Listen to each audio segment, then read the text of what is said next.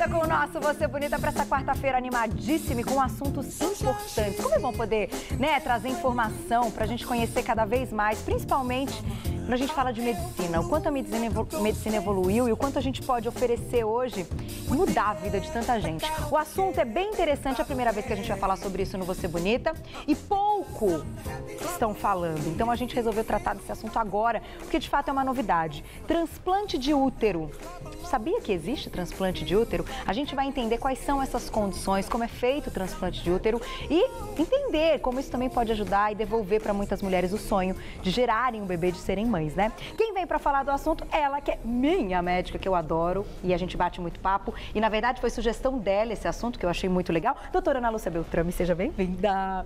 Obrigada pelo convite. Saudades, saudades. Também. Mas a doutora, gente, ela tem tanta gravidinha que toda vez que ela vai vir no programa tem alguma grávida entrando em trabalho de parto, não é? Impressionante. Hoje tem, agora tem uma. Agora tem uma. Vai nascer a Gabriela. É a Gabriela? É a Gabriela que vai nascer. Então, como é o nome da mamãe? Susley. Susley, você tá assistindo Você Bonita, doutora tá aqui, daqui a pouco a doutora tá aí. Fica tranquila, vai dar tempo, tá tudo certo.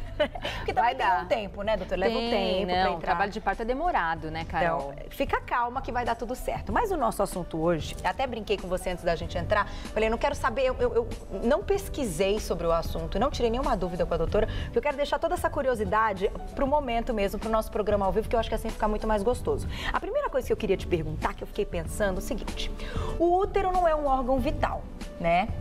Então, numa situação de transplante de útero, é possível uma mulher que esteja viva, sadia, querer doar esse útero? É possível ou tem que ser o útero de uma mulher como doação de qualquer outro órgão que já tenha falecido? Sim. Então, assim, é possível, mas ainda não foi feito. Tá. Né? O que já foi feito foi o transplante de útero com doadores de órgãos, né? Então, a pessoa já faleceu e daí ela vai doar o útero. Certo. Mas não é impossível, isso já foi feito em animais, né? Só que para o ser humano ainda não está disponível e ainda não foi testado. Entendi. Né? O primeiro transplante de útero que teve, Carol, foi em 2000. Tá. E foi na Arábia Saudita. Ah, é? Né? E foi sucesso, teve tudo bem. A moça que recebeu o útero, ela tinha em torno de 25 anos. E ela ficou 3 meses com o útero. Depois disso, o que aconteceu? E a gente vai mostrar naquelas figuras que eu trouxe. Ah, é legal. Márcia, você vai me falando o ponto, então quando tiver no ponto a gente vai colocando, tá? Pra ilustrar. O útero, transplantar qualquer órgão, e o útero é um desses órgãos também, ele requer várias anastomoses, várias ligaduras de vasos sanguíneos. Então você tira o órgão da pessoa, vai colocar na outra pessoa e precisa ligar todos os vasos. Então é uma microcirurgia também. Uau, né? É trabalhoso. É trabalhoso e complexo. E o que aconteceu nesse primeiro transplante foi que aconteceu uma trombose, coágulos desses vasos e não foi pra frente. E aí é como se o organismo tivesse rejeitado? Exatamente, como o útero infartou. Tá. Infartou, tá? O segundo transplante que teve foi o ano passado, né? Que foi de uma menina, que ela foi uma menina turca, na Turquia, e ela teve sucesso no transplante de útero e depois de 1 ano e meio ela engravidou. Né, que foi, assim, manchete de jornal e foi um grande avanço para a medicina e especificamente para a medicina reprodutiva, né? Olha que sensacional. O transplante de útero, a evolução, né, da gravidez, infelizmente não aconteceu. A ciência não sabe se foi por conta de que não ia acontecer, porque a gente sabe que aproximadamente 20% de todas as gestações, elas não evoluem. Certo. Ou se foi alguma rejeição ali do transplante, do útero transplantado. Entendi. Né? Isso não foi comprovado. Não foi comprovado. Que é difícil também comprovar uma situação como essa, mas né? o fato de se ter uma gravidez, ter o beta-HCG, que é o hormônio produzido pela placenta, então teve a placentação, foi visto o saco gestacional, né? O embrião foi visto, isso foi um avanço imensurável na medicina. Que interessante. Agora, doutora, esse útero transplantado, mesmo que tenha todas essas ligações, a ligação com trompas e ovário não é a mesma. Não. Então, o útero, ele é transplantado, mas as trompas, elas não são transplantadas. Tá, eu acho que a gente tem uma imagem aí. Vamos colocar essa imagem pra gente entender. É outra. Essa daí é a da fertilização in vitro. Essa daí é daqui a pouco. Má, procura uma, por favor. É aquela que tem útero. O útero mesmo. É o desenho do útero pra gente visualizar como é o útero e imaginar aí esse transplante. Tá, Enquanto eles procuram lá quando tiver o que a trompa, ela não é transplantada. E todo o processo reprodutivo ocorre na trompa. A trompa pega o óvulo do ovário, é na trompa que o óvulo encontra com o espermatozoide, que forma o embrião, e esse embrião é levado para dentro da cavidade uterina. Né? E lá ele vai crescer, desenvolver. Mas como não é possível fazer o transplante da trompa eficiente para que ela tenha essa função... Aí, ó, gente. Isso ali, ó. Então, isso é uma anatomia normal, né? Então, aí a gente tem o útero, as duas trompas que vão levar os óvulos para dentro da cavidade uterina. Perfeito. Né? Então, é como se não tivessem essas duas trompas. E toda gravidez, a partir de um útero transplantado, ele tem que ser feita através de reprodução assistida, que é a fertilização in vitro, né? Que tem que, então, o espermatozoide, o óvulo, ele vai ter uma fecundação fora. Isso. E aí vai ser inserido no útero, porque não tem como fazer esse caminho. Exatamente. Entendi. Exatamente. Mas, doutora, para esse ponto de partida, que casos a gente faz o transplante de útero, então? Como é quando a mulher tem algum tumor e tem que retirar o útero? Isso, então existem mulheres que nascem sem útero. Jura? Tem uma síndrome que chama de síndrome de Rokitansky. Essa síndrome, a mulher, ela nasce sem útero. Ela tem ovário, mas não tem útero. Muitas meninas vão descobrir que não tem útero porque não menstruam. Né? Porque é difícil uma criança ir fazer um ultrassom, alguma coisa, e vai descobrir quando não menstrua, vai ver não tem útero.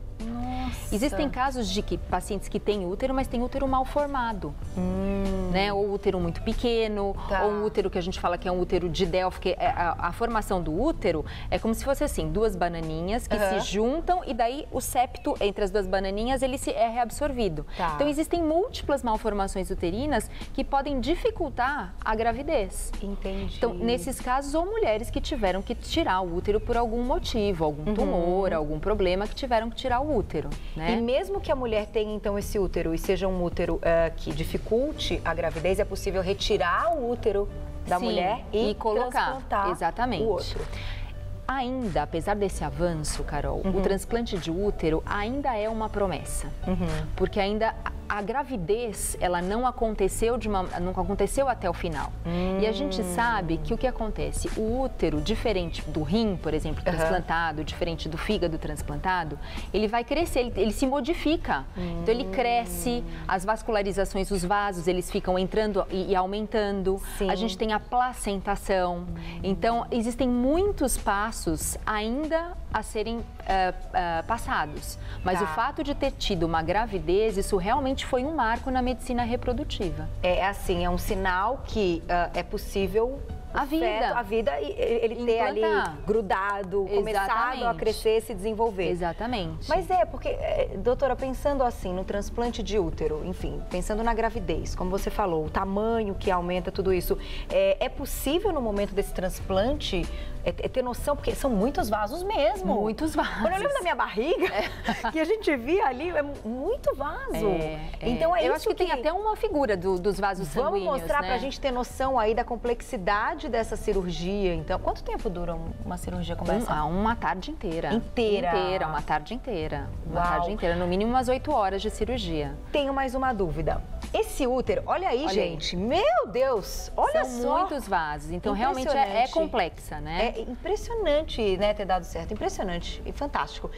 Esse útero, quando a pessoa vai doar os órgãos, um útero jovem ou um útero mais velho, isso tem relação também ou não? O útero mais velho também pode gerar? Não, pode gerar. Tanto é que hoje, o que tem disponível, né, para as mulheres que não têm útero, ou que têm malformação, ou que não podem gestar porque tem um diabetes muito grave, ou uma hipertensão muito grave.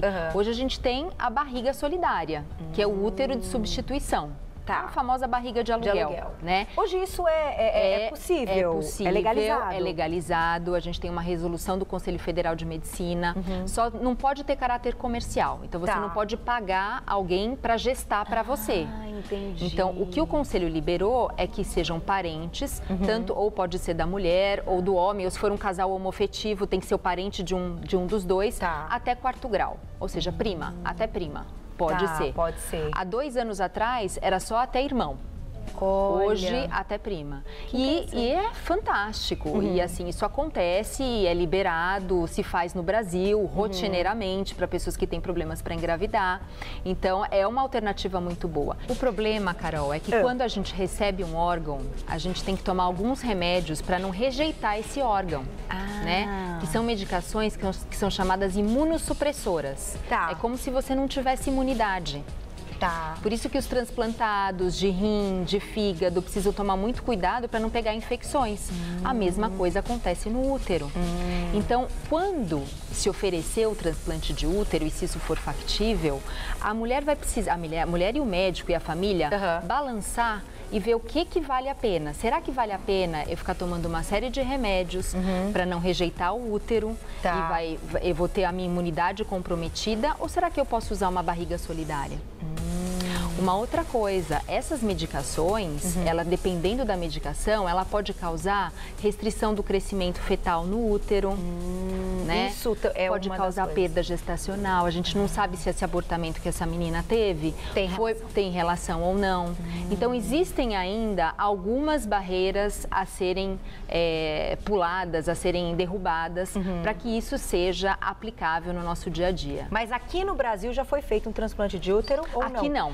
Eu achei que tivesse sido feito em Brasília. Então aqui no Brasil não foi feito. Aqui não. Mas porque não ocorreu a situação? É que assim, tudo que a gente sabe que em animais isso já tem sucesso, já tem relato na literatura, mas os grupos que estudam são os grupos da Arábia Saudita, da Turquia e da Suécia. Daí quando isso já tiver uma gravidez, um nascimento comprovado, daí isso vai ser passado para o resto do mundo. Entendi. Entendeu? Funciona dessa maneira. Dessa maneira. Olha, mas é bacana poder pensar nisso. Eu acho que as pessoas que se identificam até e estão passando por um momento como esse, de terem um problema no útero e terem o sonho de gerar, não só de serem mães, mas de gerar o bebê, né? Mexe um pouco com isso de gestar, sentir o bebê crescendo. Bebê mexer, a barriga, assim, isso a gente desde pequenininha é ensinada, né? Com certeza. Lá com o bebê. Não, isso arrepia, né, gente? É um Não negócio que arrepia. Mas pensando como um transplante como outro, de outro órgão. Quanto tempo você tem aí de horas para realizar esse transplante quando, né, até chegar aí na gravidez? Na gravidez? Assim, na hora que você retira o órgão, que você tem que fazer o transplante. E tem isso também? Com outro ou não, por não ser um órgão vital? Então, isso ainda não tem. Você tem um tempo determinado, porque assim, você não pode deixar um útero na geladeira e depois ir transplantar o útero. É tirado apesar da morte cerebral, a pessoa está viva, né? Viva assim, tem circulação, então coloca-se numa sala o doador, na outra sala o receptor, e daí tira-se o útero e coloca na outra pessoa, entendeu? Ou então você tem que levar o órgão rapidamente até o receptor. E nesse caso, doutora, tem como saber esse lance de ser compatível? Porque com outras doações, às vezes quando o paciente vai doar, precisa de uma medula, tem que fazer um teste de compatibilidade. No útero também? Sim, no útero também. Tanto é que, assim, a grande promessa é de que se faça entre pessoas da mesma família. Por exemplo, uma mãe doar para uma filha. Porque a chance de compatibilidade é muito maior, mas isso ainda não foi feito. Essas duas pessoas que fizeram o transplante foram de pessoas com morte cerebral. E que não tinham parentesco. Não tinham parentesco. Isso também pode ter relação com a gravidez não ter evoluído. Exatamente, entendeu? Nossa. Então existem alguns questionamentos ainda a serem respondidos, mas de qualquer forma, isso é um avanço muito grande para a medicina e para a medicina reprodutiva, né? É uma promessa aí para as mulheres. Já que a gente está falando sobre esse assunto e você citou da barriga solidária, que hoje é legalizado, como que funciona? Porque é interessante, eu pelo menos não conheço ninguém.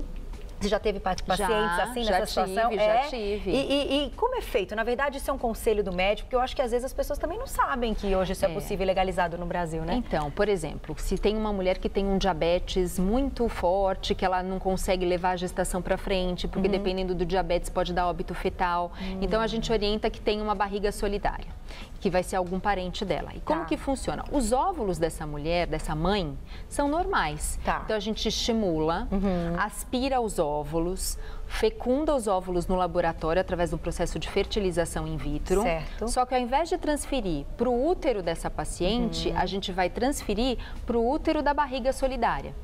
Mas tudo isso, Carol, tem uma série de consentimentos, tem avaliação psicológica, tem contratos a serem assinados, né? Nossa. E eu acho até que o fato de no Brasil não ser comercializado é bom.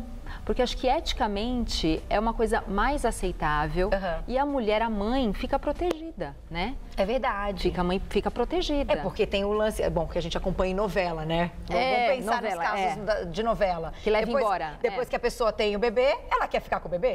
Não, né? Mas isso aqui não é possível. Então, antes de acontecer, a gente tem uma série de, são termos de consentimento que tanto a mãe, né, que a doadora dos óvulos, quando a barriga solidária tem que assinar, contratos, avaliação psicológica, tanto da mãe biológica quanto aquela que vai gerar. Então, não é uma coisa assim, vamos fazer e amanhã está acontecendo. Não, entendeu? E daí a gente tem que sincronizar também os dois ciclos. O ciclo, porque assim, aquele endométrio, aquele útero que está recebendo esses embriões, ele tem que estar na mesma época, né, de receber os embriões. Como se estivesse no período ovulatório. Então, você só pode estimular nessa que vai ser a mãe biológica e preparar o útero da outra mulher. É lindo. Pra te falar, é super bonito. Gente, que loucura, hein? Arrepiei pensar nisso, porque, como você falou, tem que ter esse grau de parentesco, acho até pra ser, enfim, pra uma irmã, não é? Pra uma filha. Então. Você faz, né? Tem esse lance do amor e tudo mais que envolve essa parte de família. Mas, eu juro que eu não sabia que isso era uma coisa legalizada. É legalizada. Na verdade, tem uma resolução do Conselho Federal de Medicina, não existe uma lei, né? Mas o ano passado foram revistas essas resoluções, então até 2010, se não me engano, só podia até parente de segundo grau, irmã. E o ano passado foi modificado e hoje até parentesco de quarto grau, que são as primas. E já melhora, porque às vezes não tem irmã, fica difícil, ou a mãe já é muito idosa, não pode, tem um limite de idade, então é até 50 anos. Tem um limite de idade também. Até 50 anos. Agora, para doar esse útero, não, para poder transplantar? Não, isso não tem regulamentação, né? Porque ainda é uma promessa, né? Ainda é, apesar da gente ter uma gravidez e de já ter acontecido, dessa menina estar com esse útero, enfim, ainda é uma promessa porque a gente não tem uma criança nascida de um útero transplantado. Ai, que interessante. É demais, Mas, doutora, né? o útero envelhece assim como o ovário, que vai, né? Não, Carol. O útero não envelhece, ele tá sempre o mesmo. Por isso que existem muitas mulheres que têm possibilidade de engravidar porque os óvulos estão mais velhos. E daí, o que a gente faz? A ovodoação compartilhada. O que é isso?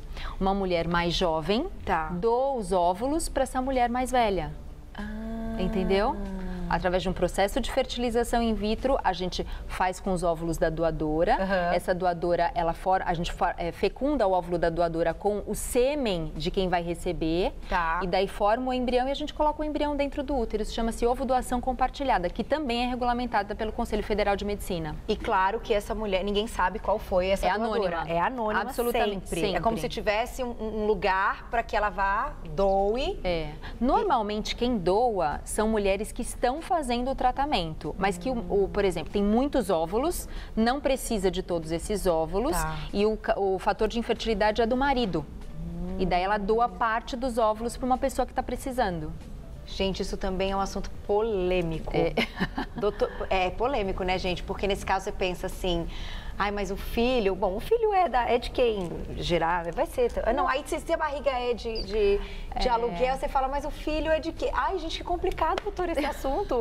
Tem que ter apoio psicológico mesmo. Total. Porque nesse caso você fala, o óvulo era meu. Mas o útero era dela, corrente sanguínea. Mas eu vou te falar uma coisa, Carol. Para as pacientes que recebem óvulos, que é o que a gente faz muito em medicina reprodutiva, ovodoação, porque mulheres mais velhas... É muito comum. É muito mais comum do que uma barriga solidária. Muito mais. As mulheres que têm o bebê se esquecem que aquele óvulo não é dela. Porque de verdade, quando você sai com o teu marido, metade das pessoas vão dizer que é a tua cara e metade das pessoas vão dizer que é a cara do teu marido. Sem dúvida. Não é assim? Não, no meu caso eu nem passo por isso, porque todo mundo já fala que é a cara dele. Então, mas eu gerei, então, então essa história de parecer, não parecer... Acaba sendo... E a gente mas sempre geneticamente, doutora? Geneticamente, filho não, né? Mas assim, é igual a doadora. A doadora. Então, nesse caso, pode ter o sangue completamente diferente? É que a gente procura... um sangue que seja compatível. Até para futuramente, se porque tiver daí é alguma uma doença, opção para o casal Entendi. também, contar Claro. ou não contar, isso aí já é uma opção do casal. Porque, né? não, nesse caso...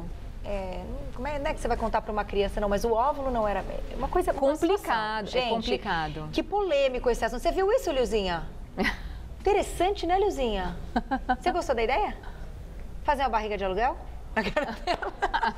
Gente, olha que legal. Má, tem pergunta aí? Se tiver, você me avisa. Deixa eu pegar a pergunta aqui no Twitter, gente. Ó, quer ver? Peraí, é mito ou verdade? Vou abrir, gente, vou abrir, porque às vezes aparece aqui e não dá pra ler só aqui na tela. Eu vou abrir todo o Twitter. Gente, isso aqui é um assunto muito polêmico. E olha como a gente vai, né, vai buscando as possibilidades. Porque eu acho que quando você tem o sonho de ser mãe... Sim. Você quer uma solução, você vai atrás das possibilidades. O que eu já tinha ouvido falar, até não é conhecida minha, mas de uma amiga, nesse caso é que ela implantou aí 3 embriões. Um era dela com o marido, outro era de marido com uma doadora e depois um dela com um doador de esperma. Ser. Então... Ninguém sabia de nada. Ninguém sabia, assim, ninguém sabia qual era o quê. Ela teve gêmeos, então ela não sabe. Ela não sabe, ela mas isso pode ser, mas isso pode ser uma opção. Pode ser uma opção do casal. Às vezes a gente tem um homem que tem um sêmen não tão bom, tem um sêmen ruim, e daí a gente oferece, fala, olha, é o seguinte, no dia da fertilização, a gente pode fazer metade com o seu sêmen e metade com o sêmen de doador. Tá. E daí tem os embriões. Se eles quiserem, a gente fala, ó, esse embrião... ele é do doador. Esse embrião é o seu. Se não quiser, a gente não fala. Não precisa saber. Isso é uma opção do casal. Meu Deus. Eu acho que é uma dúvida, uma pulguinha que fica ali que deixa pra lá, né? Mas não faz diferença, Carol. Não faz. Eu te falo assim, as receptoras, assim, não faz a menor diferença. Não faz diferença.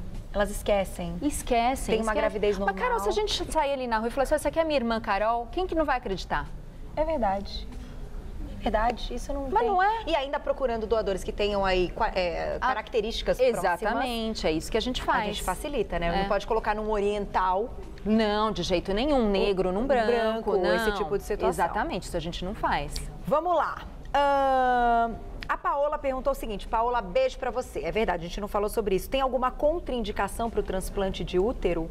Ou em que casos essa mulher pode receber o útero? Olha, ela precisa estar bem com saúde, né? Isso, ela tem que passar por uma avaliação clínica, né, minuciosa, precisa estar bem de saúde, tem que ser uma mulher que não tenha nenhuma doença que não possa usar a imunossupressão. Tá. Né? Então, por exemplo, se ela tem alguma doença autoimune, se ela tem, mesmo assim, um diabetes, se ela tem uma doença reumatológica, alguma coisa, ela não vai poder usar as medicações. Tá. Porque eu te falei que as medicações, elas são fortes e diminuem a imunidade. Essa é uma das contraindicações. Tá. E no caso, tem aí também um limite de idade para essa mulher receber o útero? Sem dúvida, até 50 anos. A que vai receber, até também, 50 anos. Tanto a que vai doar, quanto quem vai receber, normalmente, não vai ter 50 anos, porque são mulheres que, teoricamente, têm que estar férteis, ou seja, com óvulos, né? Entendi. Então, a menopausa normalmente acontece aí ao redor de 45, por aí.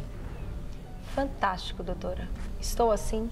Olha, que bom que a medicina evoluiu. E olha, gente, o sonho mesmo, né, para as mulheres que querem ser mães, não esqueçam, tem que ir atrás, tem que procurar um médico. Olha hoje quanta coisa é possível ser feita e como a doutora falou.